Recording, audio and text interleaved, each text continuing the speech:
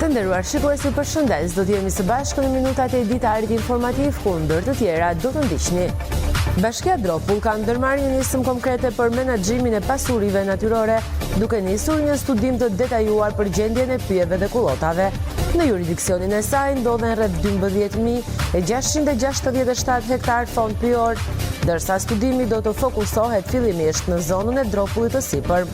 Paralelisht parashikohet edhe hartimi një plani 10 vjeçar për mbarështimin dhe zhvillimin e qëndrueshëm të fondit kullosor. 18 maturantët e klasës së 9 të shkollës së bashkuar Dervician në Dropull po përgatiten për provimet e lirimit. 70% e nxënësve janë banor të zonës, ndërsa 90% e tyre do të ndjekin shkollën e mesme po në Dervician. Fermerët në bashkinë e Libohovës po vijojnë punën për përgatitjen e tokës dhe mbjelljet pranverore, duke përfunduar plugimin dhe duke finalizuar jonxhën në pjesën më të madhe të sipërfaqeve. Ndërkohë ka nisur edhe mbjellja e misrit, kultura kryesore e zonës. Vitet e fundit vihet re një zgjerimi vazhdueshëm i sipërfaqeve të kultivuara si për jonxhën, ashtu edhe për misrin, duke treguar një zhvillim të qëndrueshëm të bujqësisë lokale. Muzeu Historik i Tepelenës është kthyer në një nga pikat më të vizituara të qytetit, duke tërhequr vetëm gjatë këtij muaji mbi 200 vizitorë, me ekspozita dhe objekte që pasqyrojnë historinë dhe trashëgiminë kulturore të zonës. Muzeu mbetet një destinacion i rëndësishëm për të gjithë ata që duan të njihen më nga afër me të shkuarën e Tepelenës. Ju njohim tani më gjerësisht, Bashkia Dropull ka ndërmarrë një nismë konkrete për menaxhimin e pasurive natyrore, duke nisur një studim të detajuar për gjendjen e pyjeve dhe kullotave. Në jurisdiksionin e saj ndodhen rreth 12.667 hektar fond pyjor, ndërsa studimi do të fokusohet fillimisht në zonën e Dropullit të sipër. Paralelisht parashikohet edhe hartimi një plani 10 vjeçar për mbarështimin dhe zhvillimin e qëndrueshëm të fondit kullosor. Drejtoria e bujqësisë në Bashkinë Dropull do të kryejë një studim të hollësishëm mbi gjendjen e pyjeve dhe kullotave në Dropullin e sipër, me synim përmirësimin e menaxhimit dhe shtimin e ekonomisë pyjore. Paralelisht, sipas të dhënave, do të merren edhe masa konkrete për mbarështimin e fondit kullosor për një periudhë 10 vjeçare. Për vitin 2026, me fondet e Bashkisë Dropull është parashikuar në buxhetin e saj hartimi i planit të mbarështrimit të ekonomisë pyjore Dropulli sipër, që ka të bëjë me përcaktimin e gjendjes ekzistuese të gjitha masiveve pyjore në Dropullin e sipër dhe masat për të ardhme për mirëmbajtjen e këtij fondit dhe shtimin e gjendjes së fondit pyjor në Dropullin e sipër. Sipërfaqja e fondit pyjor që Bashkia Dropull ka në jurisdiksion është rreth 12.667 hektar. Për Bashkinë Dropull, sipërfaqja e fondit pyjor është 12.676.62 hektar, në të cilën neve nuk mund me të ardhurat e bashkisë të bëjmë plani menaxhimi për një vit, kështu që me të ardhurat që disponon bashkia, neve hap mbas hapi do të realizojmë të gjitha planet e mbarështrimit për çdo ekonomi pyjore. Ky studim pritet të shërbejë si bazë për ndërhyrje të qëndrueshme në sektorin pyjor dhe kullosor, duke garantuar mbrojtjen e burimeve natyrore dhe zhvillimin afatgjatë të zonës.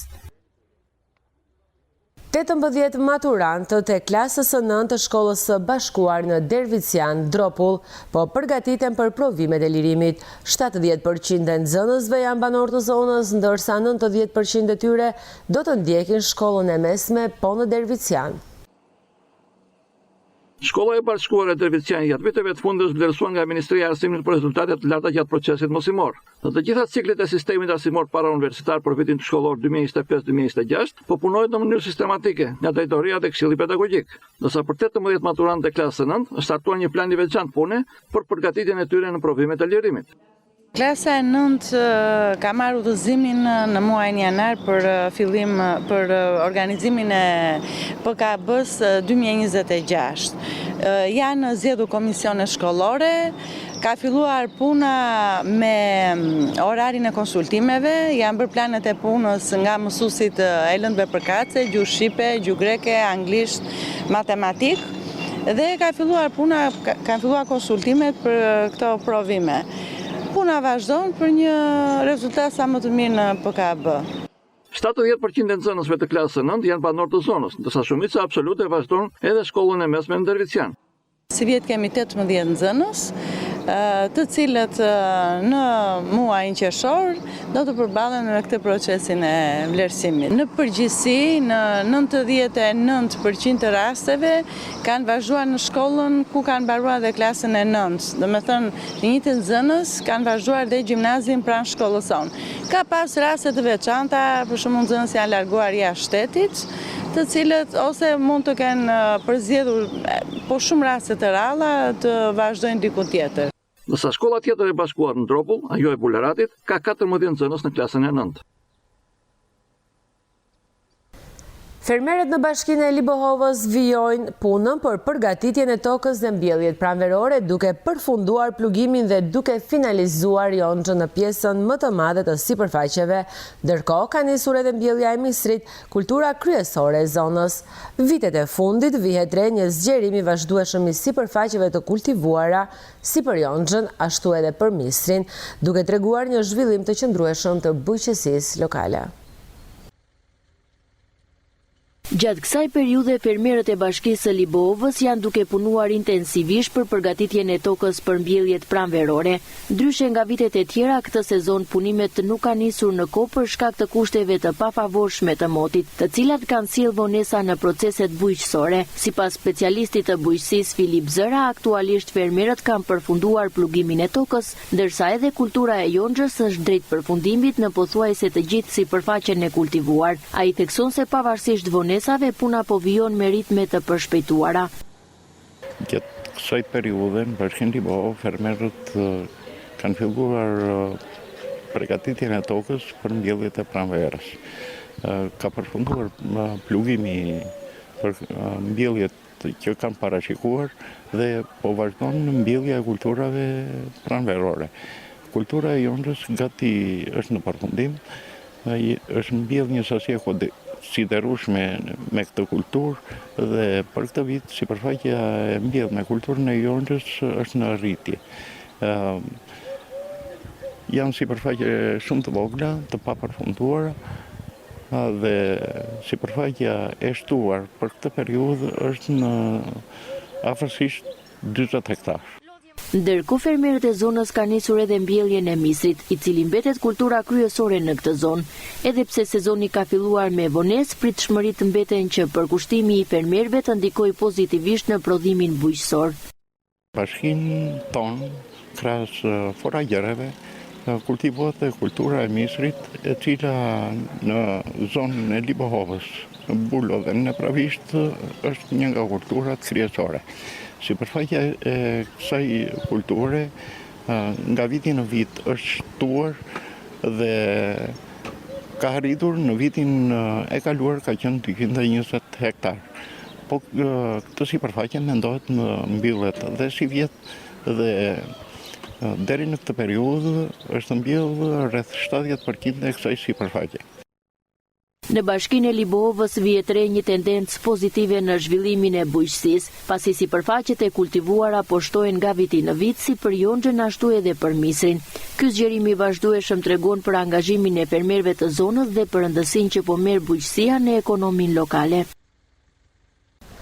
Muzeu Historik i Tepelenës është kthyer në një nga pikat më të vizituara të qytetit, duke tërhequr vetëm gjatë këtij muaji mbi 200 vizitorë. Me ekspozita dhe objekte që pasqyrojnë historinë e trashëgiminë kulturore të zonës, muzeu mbetet një destinacion i rëndësishëm për të gjithë ata që duan të njihen nga afër me të shkuarën e Tepelenës. Gjatë kësaj periudhe në Muzeun e Tepelenës është shënuar një rritje e numrit të vizitorëve kryesisht të huaj, të cilët janë tepër të interesuar për të mësuar më shumë rreth historisë së kësaj zone. Fillimi i pranverës sjell edhe vizitorët e parë për muzeun ton, gjithsesi ky numër fillon edhe rritet në fundin e majit, fillimin e qershorit, për sa i përket turistëve të huaj po flasim. Pastaj, puna jonë vazhdon me nxënësit e shkollave të Tepelenës, me aktivitete të ndryshme, të cilat i zhvillojmë këtu dhe si pasorëve të mësimit që ata kanë. Ndërkohë, po rritjen e numrit të vizitorëve po bashkëpunohet edhe me agjenci turistike. Ka qenë vazhdueshmëri në fakt kontakti me agjenci turistike, i cili do të na mundësoj rritjen e numrit të vizitorëve për të cilin kemi shumë nevojë. Vizitorët kanë një interes të veçantë për periudhën e komunizmit, pas viteve 45, pasi kanë një interes të veçantë edhe për kampin e Tepelenës për të cilin kanë dëgjuar, po ashtu edhe për pavionet e tjera. Muzeu Historik i Tepelenës mbetet një pikë referimi për ata që duan të njihen më nga afër me të shkuarën e kësaj zone. Ai jo vetëm ruan dëshmi të vyerat e historisë lokale, por është edhe një hapësirë që nxit turizmin kulturor duke e kthyer Tepelenën në një destinacion më të vizituar vit pas viti. Komisioni Qendror i Statusit Dëshmor i Adeut shpalli dëshmori Adeut ish policit Mirjan Dino Hoxha. Certifikata ju dorëzua të afërmve gjatë një ceremonie ku u përkujtua jeta dhe sakrifica e tij në shërbim të vendit.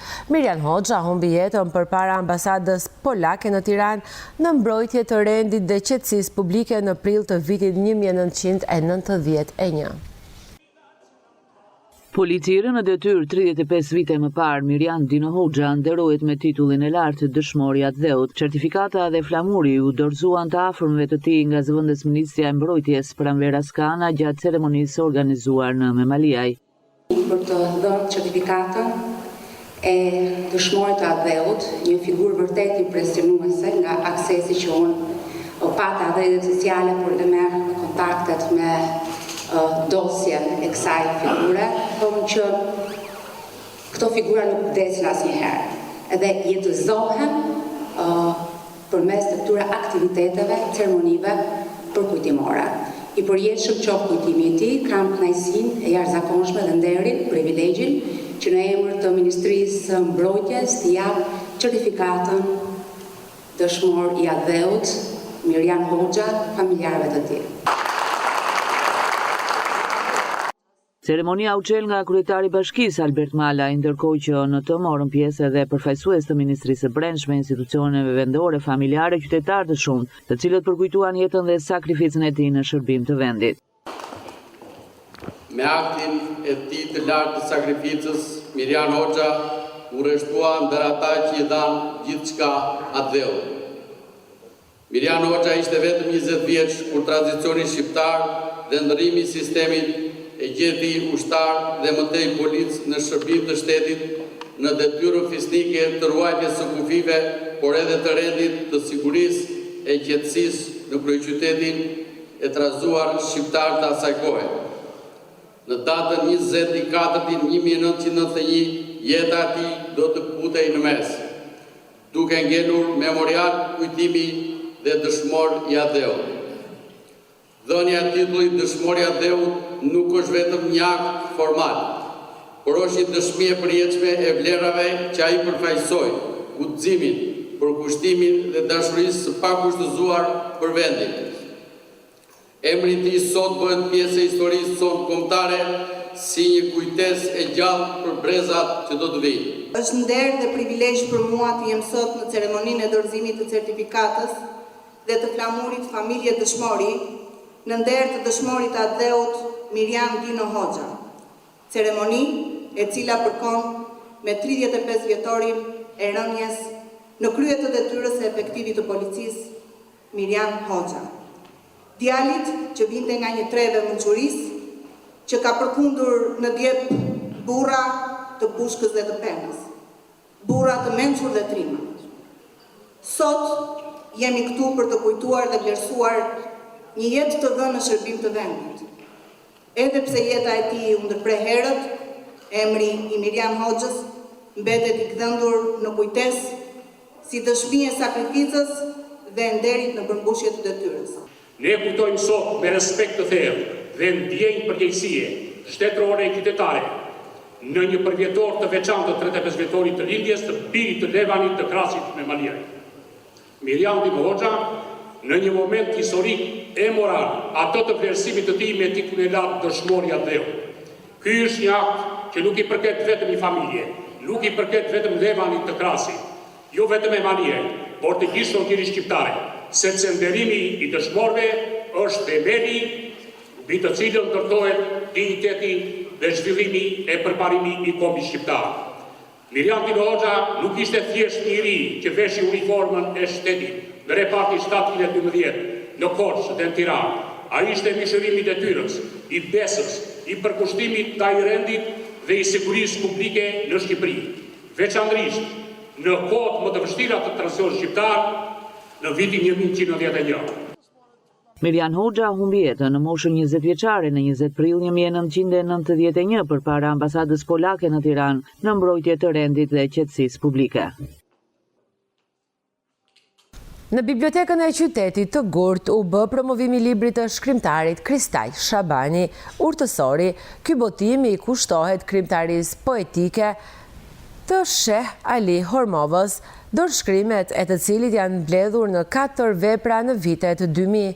Aktiviteti organizuar nga Lidhja Ndërkombëtare e Poetëve dhe Shkrimtarëve Pegasi Albania. Krijimtaria e Sheh Ali Hormovës ishte në fokus të aktivitetit të organizuar në bibliotekën e qytetit të Gurt. Në të u bë prezantimi analitik i librit studimor Urtësori, kuarteti poetik dhe urtësia e fjalës, kushtuar pikërisht të veprës së tij, e cila tashmë është botuar në 4 libra. Bet fjalë për poemat Këshillat e urtit dhe Masakra, librin me poezi Era e Sabahut dhe Ilahi Çelma Perden të botuara në vitet 2000. Për depërtimin në poetikën e poetit Ali Hormova, kemi shfrytëzuar kujtimet, çfarë kanë shkruar dhe përcjell bashkëkohësit e tij, e sidomos na ka shpërbyer kujtimet dijenit e studiuesit të tij të gjithkohshëm Sheh Hysem Ali Hormovës. Një ndjesi e erudit i shquar dhe në aspektin filozofik, i cili bëri një punë këmbëngulëse, sistematike, për të realizuar me ne së toku botimin e disa veprave të tij.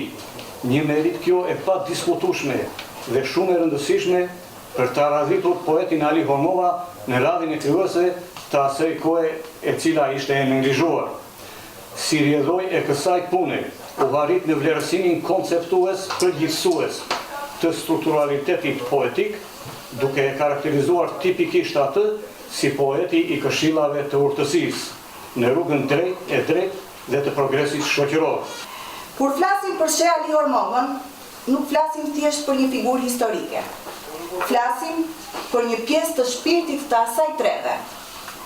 Për një simbol që përfaqëson dinjitetin përballë forcës dhe besimin përballë frikës. Dhe për ne që vim nga ajo tokë, kjo nuk është vetëm histori. Është kujtesë, është përgjegjësi.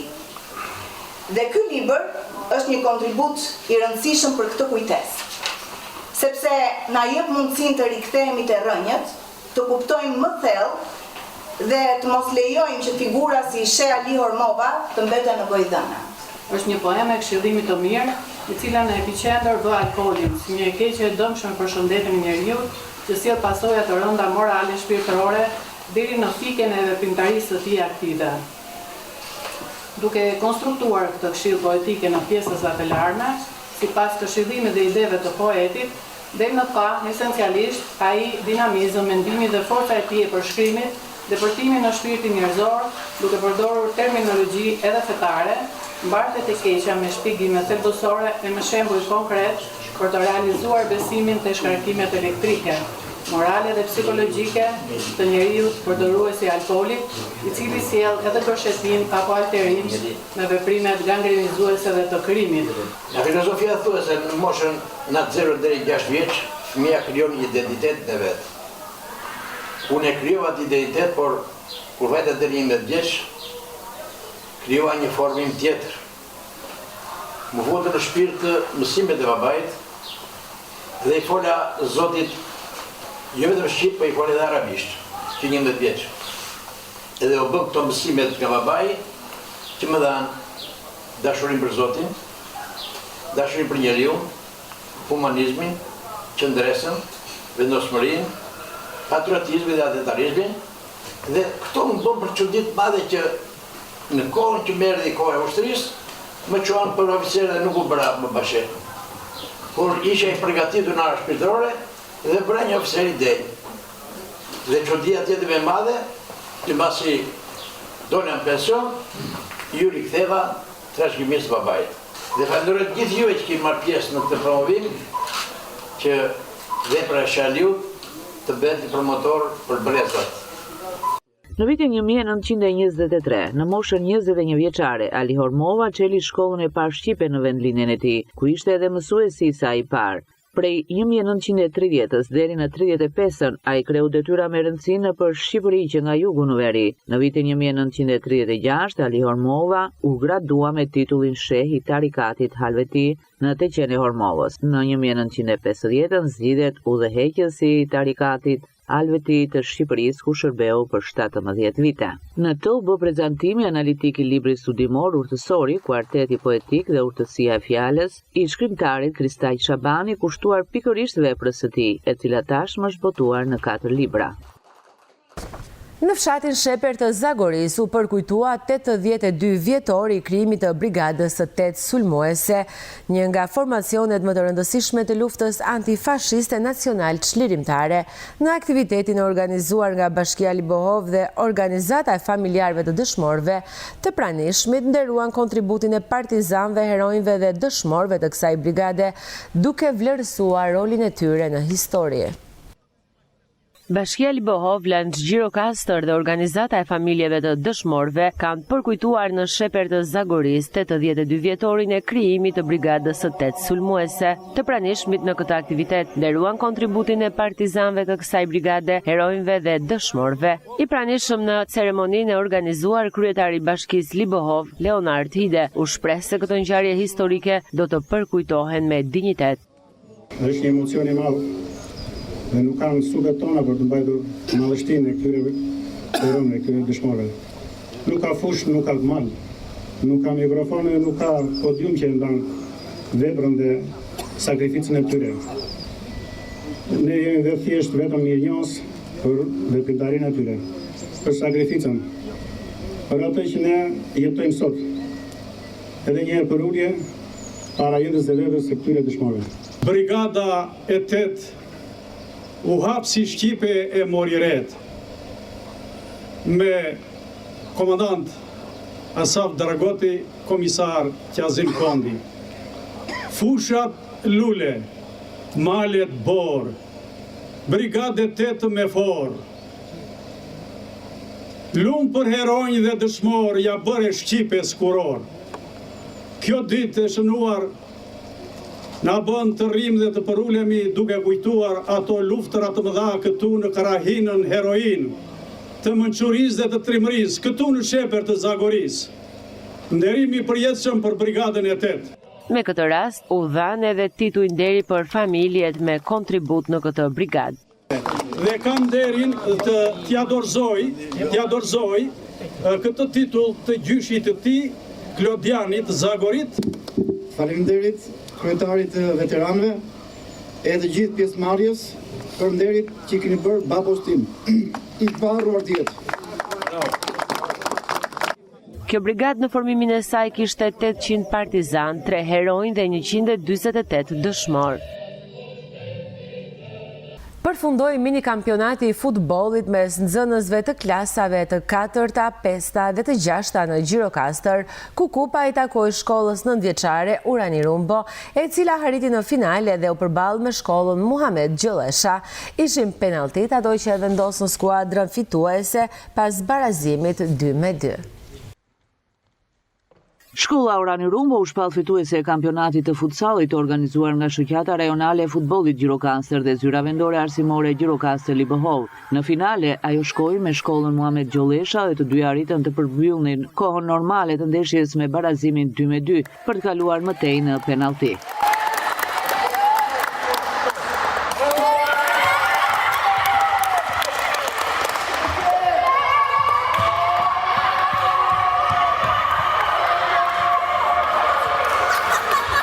Shumë mirë. Ne të 3 ndeshjet i kishim fitore dhe fituam kupën. Jemi shumë mirë dhe të gëzuar.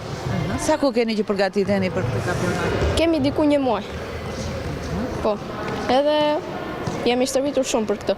Jemi me emocione shumë për fitoren e kësaj. Dhe pse nuk fituam, ne shkuam në finale dhe kjo na bën krenar.